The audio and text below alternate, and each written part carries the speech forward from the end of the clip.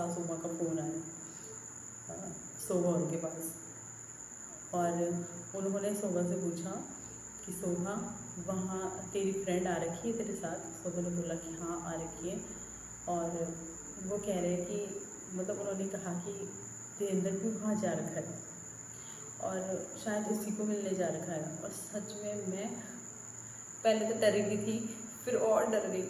मैंने कहा यार अब तो उनके घर वालों को भी पता चल गया, इतनी डर रही थी मैं। तो उनके घर वालों को पहले से ही पता था कि मतलब देवेंद्र ने लड़की पसंद कर रखी है, लेकिन मतलब ये नहीं था पता कि मतलब वहाँ पे जा रहा है, मतलब हम बिना बताए वहाँ पे जा रखा है मिलने, ये उन्होंने नहीं बताया था। तो फिर शादी ख़त्म हो गई।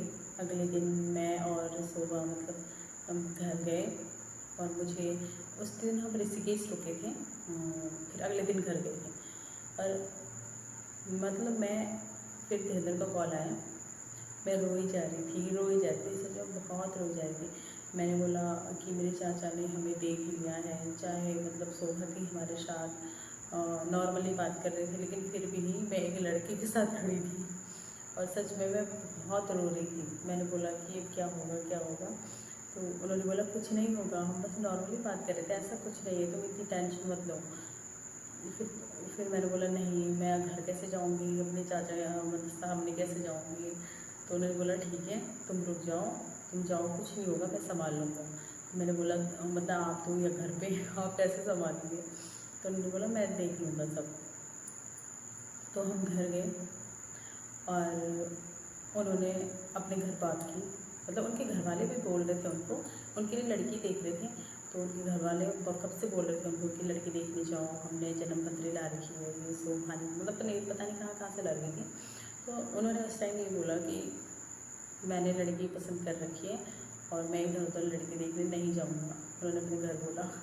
तो फिर उनके घर वालों ने बोला कि बताओ कहाँ पसंद कर रखी है? तो उन्होंने नहीं बताया उस टाइम घर में, क्योंकि मैंने कहा था कि मैं नहीं करूँगी शादी अभी, तो मेरी इच्छा नहीं है अभी शादी करने की, मुझे मतलब अभी पढ़ना है। तो उन्होंने नहीं बताया। तो फिर जब बाद में उनके घर वालों को भी पता लगा, या फिर उस दिन जब ऐसा हुआ कि मेरे चाचा ने देख लिया, तो मैं बहुत ज़्यादा रोई। तो फिर उन्होंने अपने घर में बता दिया कि मुझे वो लड़की पसंद है, और मतलब वहाँ जाओ तुम रिश्ता लेने।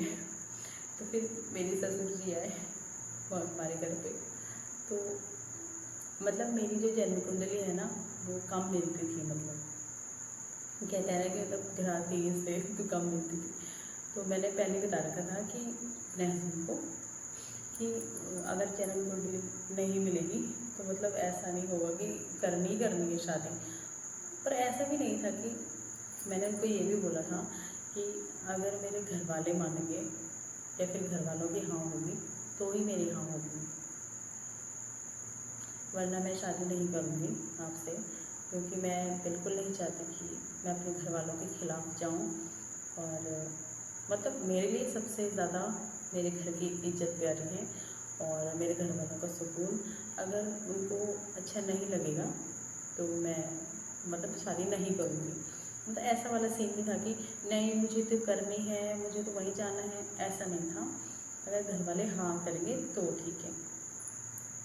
तो उन्होंने बोला ठीक है, तो मैंने बता रखा है मेरी जन्म कुंडली नहीं जोड़ेगी, तो फिर ज़बरदस्ती नहीं है। तो उन्होंने अपने पापा को बोल रखा था कि पापा जन्म कुंडली दिखाएंगे ही नहीं और मांगना भी मत, क्योंकि अगर ना जुड़ी तो मैं नहीं दिखाना चाहता ये। तो उन्होंने बोला ठीक है। तो फिर वो लमगाँव गए, मतलब लमगाँव आए वो मेरे चाचा से मिले। और मेरे चाचा जी ना थोड़ा मतलब वैसे हैं, पूजा पाठ वाले, मतलब हैं थोड़ा ज़्यादा है, मतलब ठीक है। तो मेरे चाचा जी ने बोला कि मेरे ससुर जी ने बोला कि जन्मपत्री नहीं जोड़ाएंगे कि मतलब नहीं दिखाएंगे कि। तो मेरे चाचा जी ने बोला कि ऐसा नहीं होता, मतलब वो उनकी मर्ज़ी है कि शादी करना चाहते हैं, पर मतलब हमें ये दिखाना ज़रूरी होता है कि होता है ना कि किसी घर में किसी के लिए थोड़ा ख़राब ना हो वो लड़की, होता है। तो उन्होंने बोला थोड़ा मतलब दिखा देते हैं पंडित को। तो फिर जन्म कुंडली देखने चले गए और मैंने हस्बैंड को बताया, हस्बैंड का कॉल आया और वो इतनी टेंशन में हो गए। उन्होंने बोला क्यों बोला जनकपुत्री के लिए नहीं जोड़ेगी तो फिर मैंने बोला नहीं जोड़ेगी तो कोई बात नहीं, मतलब अगर नहीं होना होगा हमारी शादी तो नहीं होगी, ऐसा कुछ नहीं है। तो और सच कहूँ मतलब कि चौंकाने वाली बात ही थी कि जन्म कुंडली जुड़ गई हमारे। और मैंने हस्बैंड को कॉल किया, जुड़ गई, और उनको ना बिल्कुल भी यकीन नहीं हो रहा था कि जुड़ गई, और वो इतना खुश हुए, और मुझे भी यकीन तो हो ही नहीं रहा था कि जुड़ गई। तो मतलब मैंने चाचा को पूछा, चाचा ने बोला कि सच में जुड़ गई हैं और मतलब बहुत अच्छी जुड़ी है। तो फिर मेरे ससुर जी घर आए और बात हुई। फिर अगले दिन टीका हो गया, मतलब पिठाई बोलते हैं हल्की फुल्की। और फिर मतलब मैंने बोल दिया था कि मैं शादी नहीं करूँगी इतनी जल्दी, मैं काफ़ी टाइम बाद करूँगी। और फिर देखो जो होना होता है वो होता ही है।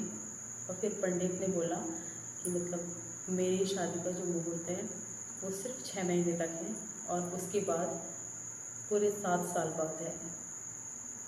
घर वाले सारे हैरान हो गए, और मैं तो कांपने लगी कि यार सच में ही जल्दी कराएंगे अब शादी। तो मुझे उस टाइम ना 21वां साल चल रहा था।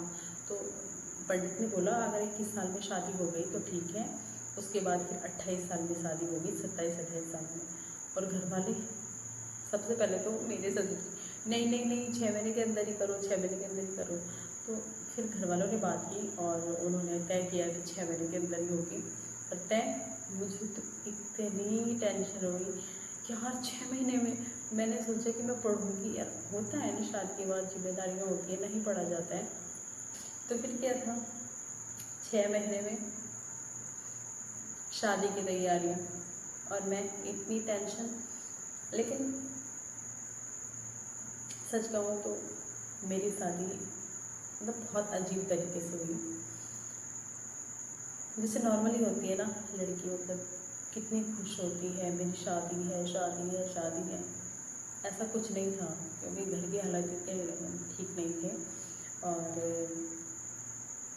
मतलब भाई बहन बहुत छोटे छोटे थे, घर की जिम्मेदारियाँ, और मुझे शादी का बिल्कुल भी एंजॉय नहीं था कि मतलब मैं शादी के लिए ये शॉपिंग करूँ वो करूँ, तो इतना नहीं था।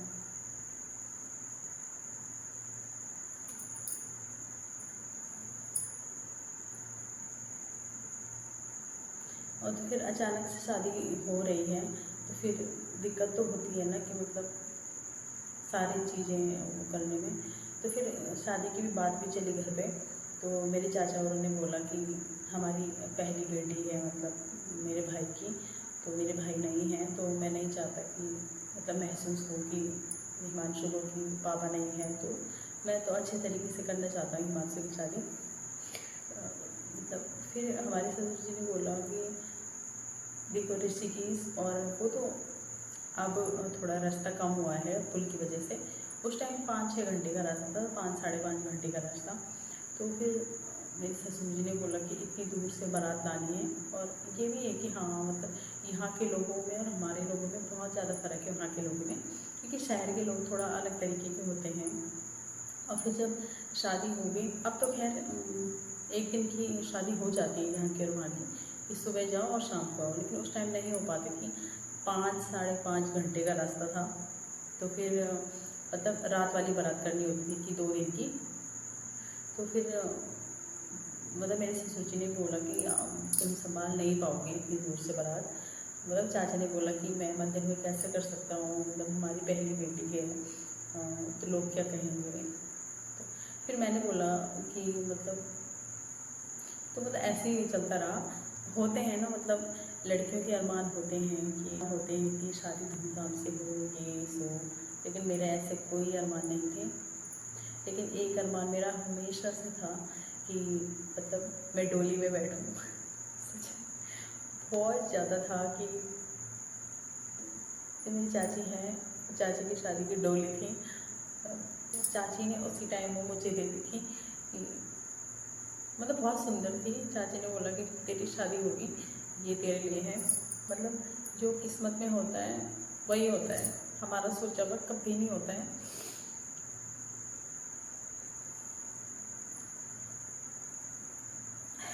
खैर छोड़ो। लेकिन सच में मेरी ज़्यादा ख्वाहिशें नहीं थी कि मेरी शादी धूमधाम से हो, ये सो, क्योंकि मुझे पता था सिचुएशन कैसी है घर की, और मैं बड़ी हूँ तो मुझे उस हिसाब से चलना है। लेकिन मेरी एक इच्छा थी, मतलब बहुत थी, कि मैं डोली में बैठूं। मुझे बहुत पसंद था। तो जब ये तय हुआ कि मतलब शादी मंदिर में होगी, फिर मैंने भी माना कि ठीक है, मंदिर में ही ठीक है। अगर इतनी दूर से बारात आएगी, वहाँ के लोग थोड़ा अलग, मतलब उनका तरीका थोड़ा अलग होगा रहने खाने का, तो फिर मतलब हम लोग इतना खर्चा कहाँ से करेंगे। फिर मैंने बोला कि मंदिर में ही ठीक है, कोई बात नहीं, अब इतना नहीं कर पाएंगे हम, वो भी इतनी जल्दी अचानक से शादी का वो हुआ, डिसीजन हुआ। तो मैंने बोला ठीक है, मंदिर में ही कर लो। और मतलब उस डोली को हमने अपने रूम में ही रखा था मेरी शादी के लिए।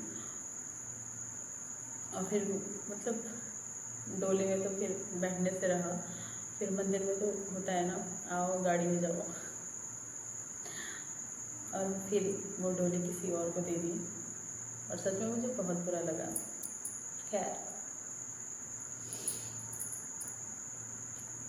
और फिर बस शुरू हो गई हमारी शादी की तैयारियाँ। और फिर मंदिर के लिए ज़्यादा तैयारियाँ भी नहीं होती हैं, थोड़ा बहुत होती है, जितनी भी होती है। तो फिर मैं शादी के कुछ टाइम पहले ऋषिकेश आई थी, मतलब शॉपिंग के लिए समझो।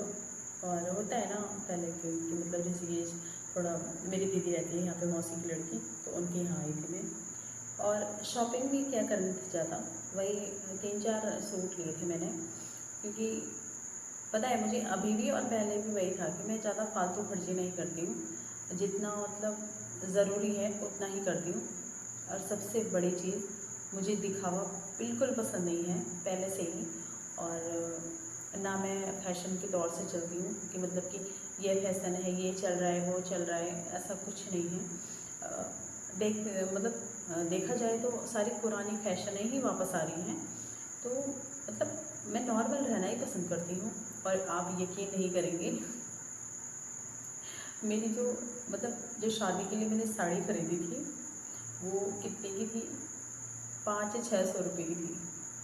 मतलब नॉर्मल से साड़ी, अभी तक है वो, मैंने एक बार पहनी थी बस, सिर्फ एक बार, उसके बाद नहीं पहनी थी।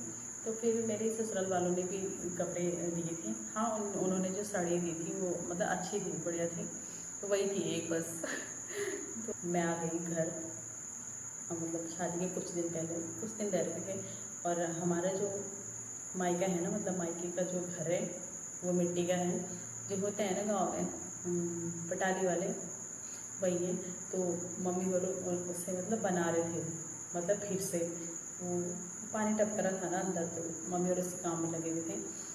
2-4 दिन बाद थी मेरी शादी, और अगली वीडियो में बताऊंगी कि कैसे रही मेरी शादी, और क्या क्या दिक्कत हुई मेरी शादी में। और सबसे ज़्यादा दिक्कत हुई मुझे शादी के बाद अपने ससुराल में। तो मैं आपको ज़रूर बताऊंगी कि, तो इस वीडियो को यही एंड करते हैं। तो मिलते हैं अगली वीडियो में, तब तक के लिए बाय। और आप लोग अपना ध्यान रखिएगा।